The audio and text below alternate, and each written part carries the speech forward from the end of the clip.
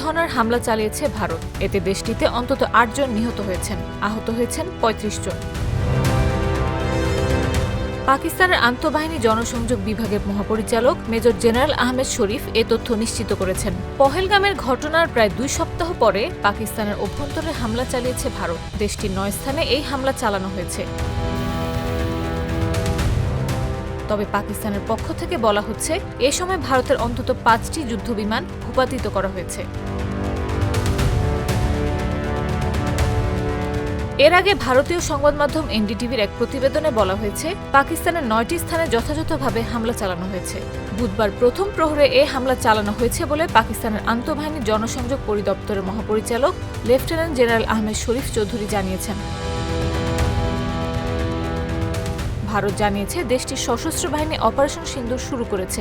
এর আওতায় পাকিস্তান ও পাকিস্তান নিয়ন্ত্রিত জম্মু ও কাশ্মীরের ৯টি স্থাপনায় হামলা চালানো হয়েছে।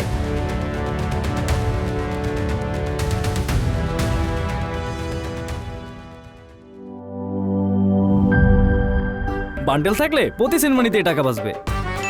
বিকাশ সেনমানি বান্ডিল কিনে জিতুন প্রতি লেনদেনে।